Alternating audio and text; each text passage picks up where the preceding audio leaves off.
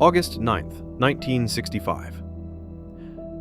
A tiny island in Southeast Asia, and a 42-year-old lawyer stood trembling in front of the cameras, not from fear, but from rage and determination.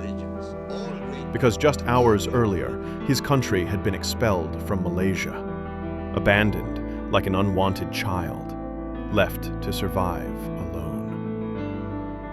With no resources, no army, and surrounded by hostile neighbors who wanted it to fail. Through tears, he made a promise. We will survive, and we will succeed. The world laughed. But those tears marked the beginning of a story that would shake history.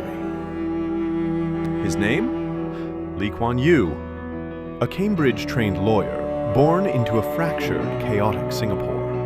As a teenager, he watched the mighty British Empire collapse when the Japanese invaded, and he swore, never again will Singapore be so helpless. 3 brutal years under Japanese rule became his education in survival, in power, control, and resilience. When the war ended, Lee returned with a mission, freedom and nation building. In 1954, he founded the People's Action Party, the PAP. He allied with communists for grassroots support, while secretly planning to sideline them later.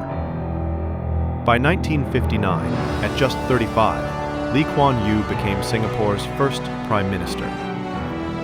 But the real test was only beginning.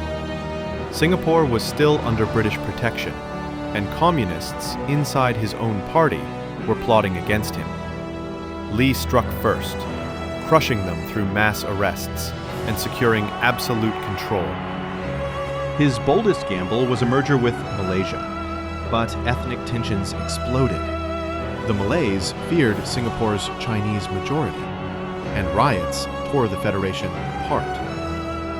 On August 9, 1965, Malaysia expelled Singapore. Suddenly, Lee faced the cameras, tears streaming down his face. "This is a moment of anguish," he said. "A fragile island, alone and defenseless, its future uncertain." But those tears hardened into steel.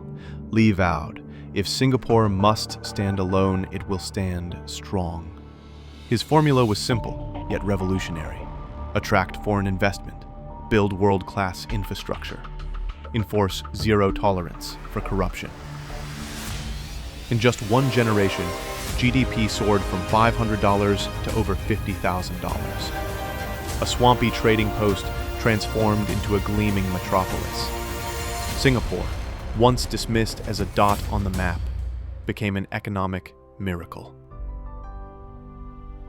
When Lee Kuan Yew stepped down in 1990, he left behind more than a prosperous nation.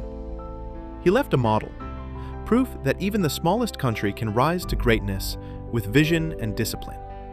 But the question remains, did he create a utopia or just a gilded cage?